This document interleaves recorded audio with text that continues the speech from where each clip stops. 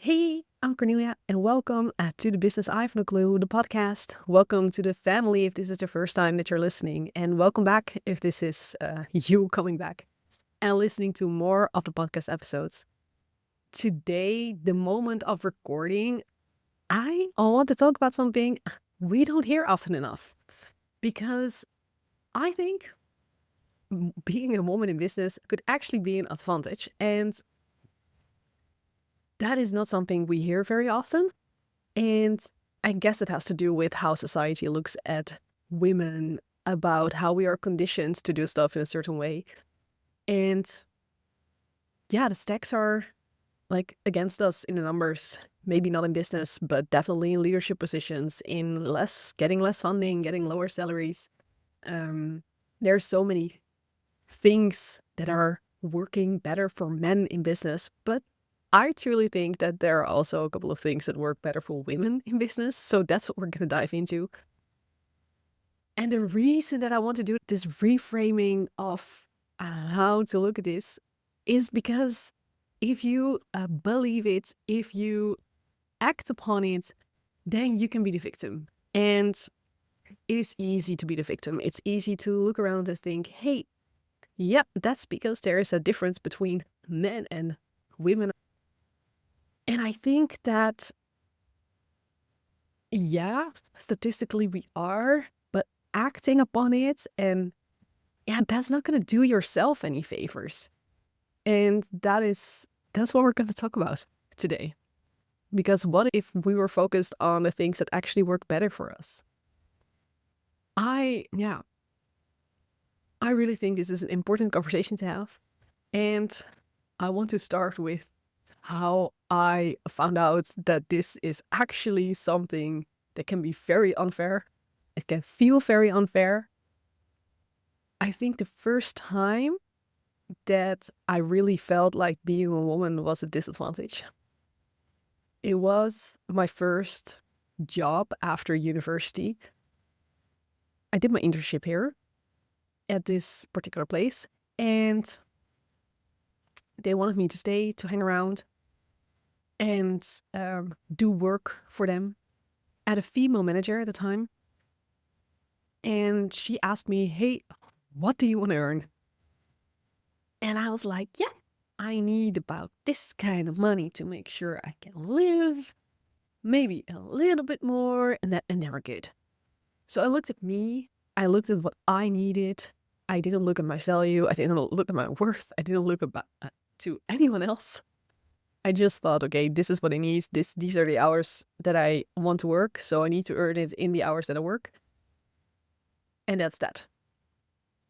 My female, the reason I'm saying my female manager is because she was like, you are starting so high and I have to work my way up as well. So we're not going to give you anything. Let's start her a little bit higher. This was tough. I felt so uncomfortable in this conversation. I wasn't fully prepared. And later, when I worked there with the salary, I found out that I had a male colleague who worked there 1 year longer than I did. He had a different education. And I don't want to sound degrading, but he had a lower education than I had.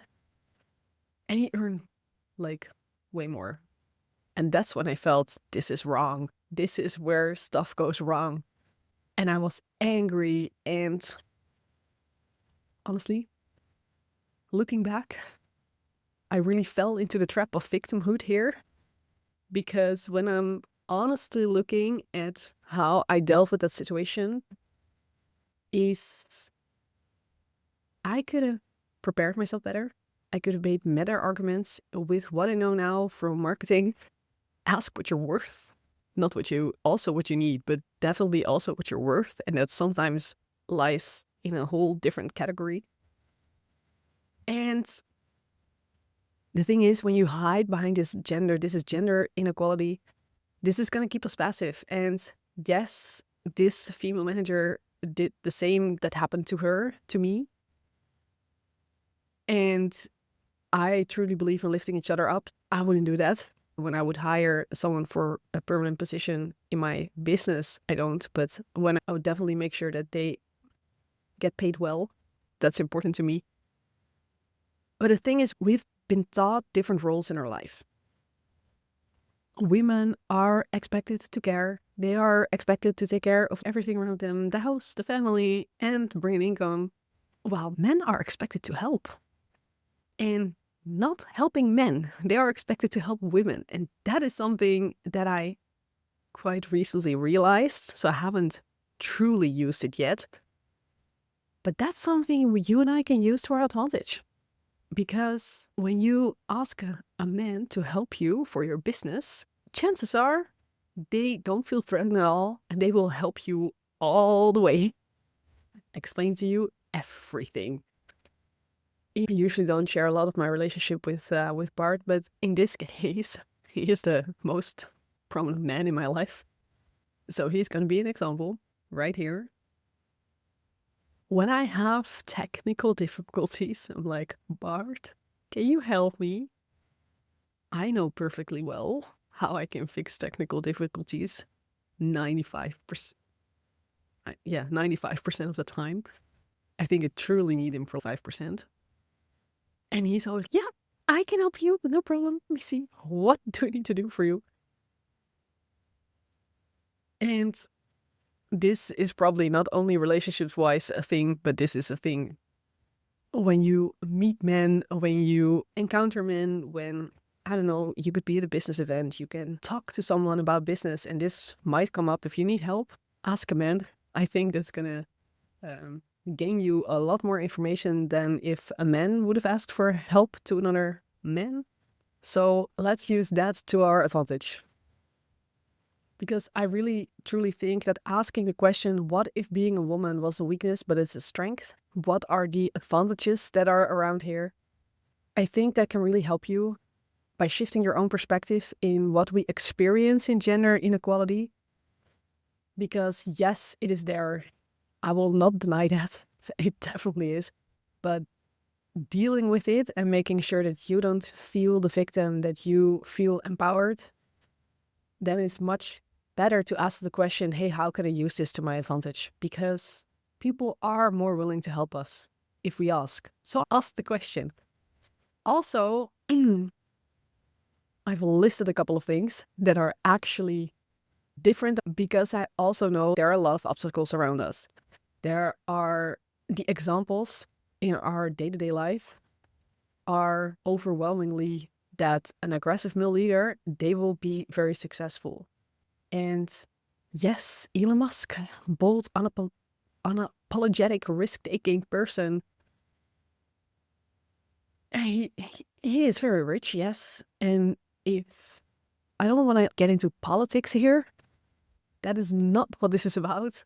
But unfortunately, in the States, this is about politics. I hope not to offend anyone by saying this, but how successful is he really? Because, I don't know, fifth marriage or something like that, children who don't speak to him, firing like a lot of people. How happy can you be when you do that? I think success is not only about money, it's also about taking care of the people around you. And for me personally, the impression that I have of Elon Musk is he does it for personal gain alone. And there's nothing wrong with doing stuff for personal gain. There's a lot wrong with doing that for personal gain alone. That is one of the aggressive type male leaders that is definitely big time in the news. It shows up in your face. And it might make you believe, hey, this is not going to be, I cannot be successful. But I think it's more important to ask, what is success really? Is it that you, because we have many other male leaders that are like billionaires, but truly, I'm wondering how happy are they really paying people like a ridiculously low amount of money? Jeff Bezos, Amazon. That is such a man thing to do, and it's definitely not something. So to go on to female leaders that I think are could be very much an inspiration. Look at Mel Robbins, personal growth guru, and the way that she shows up online, so supportive of the people around her, that really makes a difference for you and I and for everybody else who is listening to her. I also think Reese Witherspoon is very interesting. She earned a lot of money by acting in movies, and then from that money, she invested in herself. Everybody told her, don't do this, don't do this. But she did in her own media company, who I'm not sure if she still has it. I think she sold it, but she might still have it. And she's sharing great stories with this media company. This is a very successful media company. So she bet on herself and she did that. And she mostly tells women's stories, so I think that's very nice. That's Reese Witherspoon, and I think that's a very successful way to live. Then we have Leila Hormozi, who actually changed my perspective on women in business. I don't agree with everything she told in that particular episode of her podcast. However, she had a point. How can we use being a woman to our advantage is something I learned from her last year, and that can be very inspirational. To go back to what if being a woman wasn't a weakness but actually a strength? I already mentioned, hey, people are more willing to help us when you ask, and definitely men are willing to help you. And we women tend to help women as well, so they're more willing to help you. Another thing that really is a female perspective thing is an advantage that we have is we build trust faster. Because women-led businesses, they have a higher customer loyalty, apparently. They're also more successful in the long term. And that is because we're trusted way more. Wow. People trust women faster than they trust men. And that can be a big advantage in your business. In marketing, people buy faster if they trust you. So that's a really nice thing. We also make less ego-driven decisions.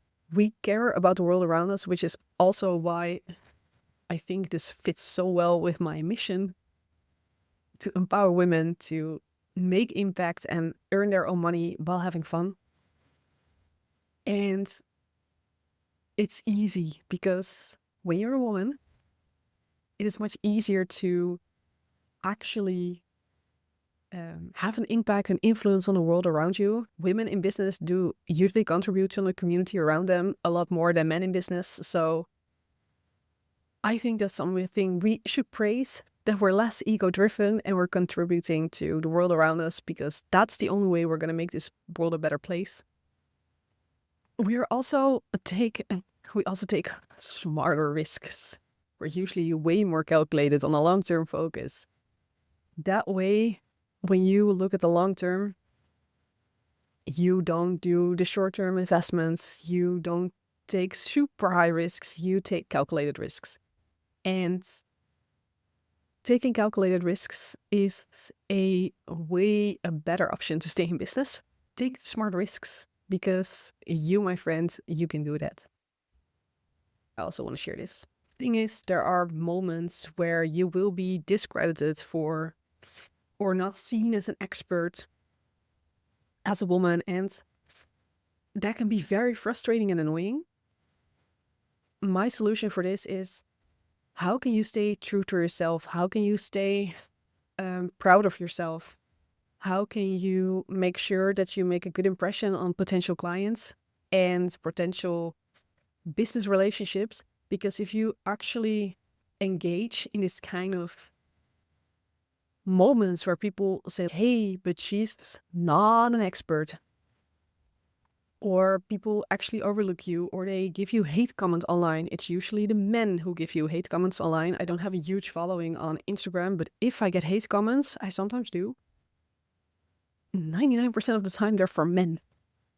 And there's only, in my opinion, one way to deal with this. I immediately block the person and delete the comment. And I think if you encounter similar situations in real life where people are not acknowledging the fact that you built this business, that they are not acknowledging the fact that it's a very important contribution of the female owner or your contribution to the world or to the community around you, it is not on you to fix it. The only thing you have to do is take care of your business. The only way to take care of this is to make sure that you are okay with you, because if you are gonna, I'm gonna say the word, lower yourself to their level, that is gonna be not a good impression for the world around you. It is also not gonna help you. There's another thing in society that we are usually taught. I think this is definitely a society thing to teach us, and that is, hey, you just do it for another person. You ask it, they don't do it. Yeah, then you can just do it yourself. I think it's almost expected from women to just fix anything that comes up in taking care of the people around you. But it also might mean that you unintentionally train people to just not do what you ask because there are no consequences for ignoring you. And this is, I think, society trains us to do this. But this is something that you don't have to act upon. You can learn to make sure that there are consequences for ignoring you. You can make sure that people do what you expect them to do. That is a skill. It is nice that society thinks differently about this, but you can do something else. You can make sure that there are consequences. And when you do that, then you don't have this burden anymore. You don't have to do everything for everyone throughout your whole life.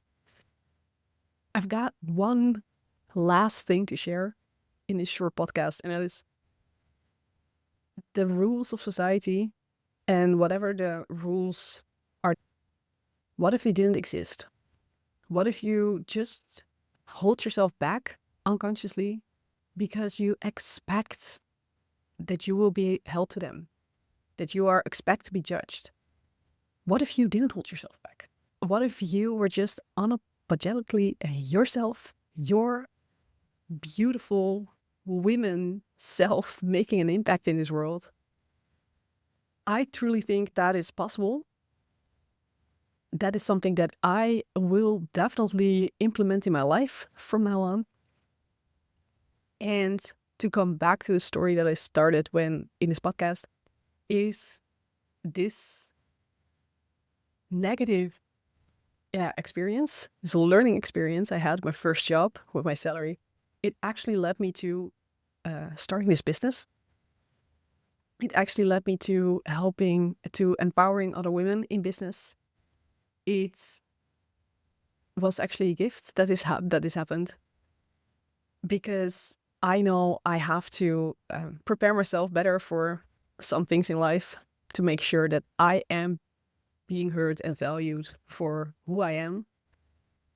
And the way that I do, I really feel like it's nice that women support women. What I do in my business, aside from the fact that I built this for other women, is that I, with my business, I support women with microloans every year. I find a couple of projects that I think, hey, this is very nice to do, and then I support them with a microloan.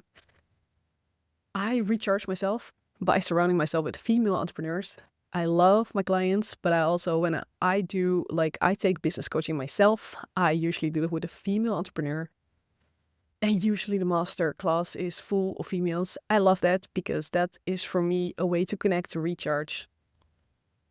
I try to hire women as much as I can. I prefer to work with women-owned businesses if I can. I think that this journey of business, of not accepting the norms of society and just like embarking on your own way, for me, it taught me that success to me looks like, hey, I earn enough money and I make an impact in this world. I actually help other women do the same. So look at yourself and ask the question, hey, how can I use this as an advantage? Because being a woman in business, there are definitely advantages to that. And looking at the advantages, that is going to help you to not feel like the victim. That is going to help you to feel like, hey, it is actually really nice. So actively look for ways to leverage your feminine strengths in business because they are there. And when you look at them, you will feel more confident. And if you feel like, hey, I want to support you, please share this episode with another woman, someone who needs to hear it, because I truly believe in lifting each other up. And I thank you for listening, and I will talk to you in the next episode.